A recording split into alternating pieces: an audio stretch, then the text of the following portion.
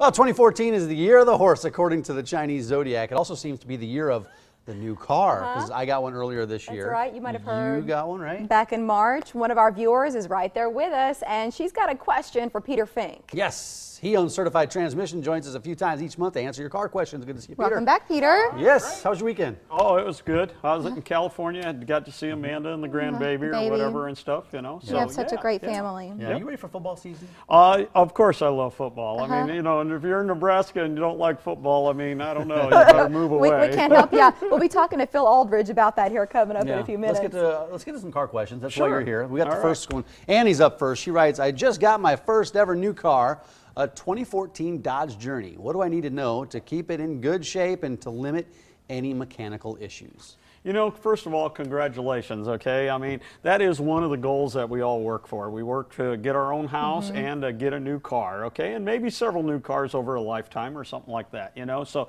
great job there. The good news is, with owning a new car, you don't have to do nothing the first couple of years, okay? Very, very, very minor repairs, okay? And what I mean is change the oil, okay? And rotate your tires maybe every 5,000 miles, maybe 10 if you drive a lot of highway miles, okay? Change the air filters, okay? Now, once you get around that 36,000 miles, that's when it's going to start changing the fluids. If you change all the fluids in it and all the filters, you know what? On a regular basis, you're going to have a car that's very dependable and not give you any problem, because the oils and the fluids is what lubricates and cools everything in the car. I mean, not just the radiator, but I mean the brake fluid, the transmission fluid, power steering fluid, everything. If you do that, you're not going to have any problems. Don't cut corners on it. It's that old deal, pay me now, pay me later. Yes. The later costs a lot more, okay?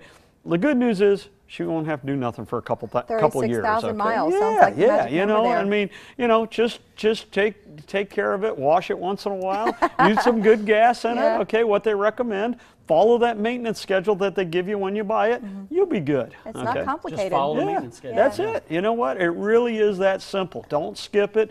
Find a shop you like to go to. Once, you know, you don't have to right now, you don't have to be in a hurry, but in the next couple of years that you trust, and work with them, and they'll keep it going. That car is capable of running 250,000 miles. You'll get bored with it before it'll break down. Wouldn't that be nice? Our next question comes to us from Jeff, who writes, the tires on my 2009 Chevy Tahoe squeal constantly when I make turns.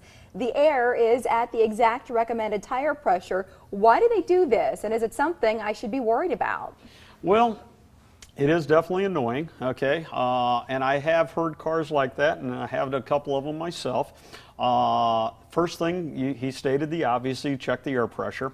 What I would do is let's try to raise the air pressure on it and see if it might get any better, okay? For some reason, maybe that tire wants a little more air pressure. So I would go up another 5 or 7 pounds, try it, see if it gets any better. If it doesn't, the next thing that I would have checked right away is the alignment, and make sure this vehicle wasn't in a wreck, that the 4 tires aren't in alignment, okay? You don't mean a front wheel alignment, do 4 tire alignment, front and rear. Make sure the car is square.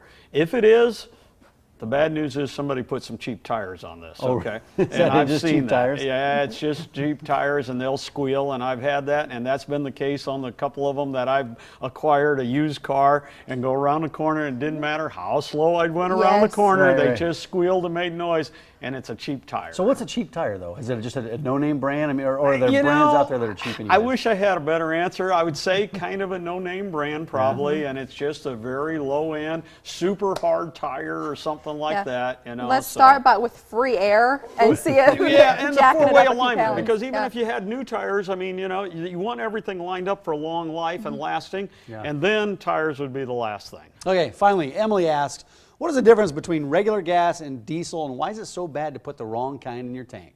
Wow, okay, that's a different question, okay, and stuff. A diesel motor uses no spark plugs in it, okay, and the way that it actually works is it has super high compression, like 22 to 1, okay, or 24 to 1, and it ignites by the extreme pressures in the cylinder. So a diesel fuel is specially formulated for that high compression. If you would put gasoline in there, you would blow the motor apart, okay, because gasoline ignites at such a lower compression rate. New cars are around 9.5 pounds of compression compared to 22 to 24, okay? In return, a gasoline motor has to use electricity. That's the spark plugs and the wires and the coil and to fire it, okay, to ignite that gasoline, okay, and stuff.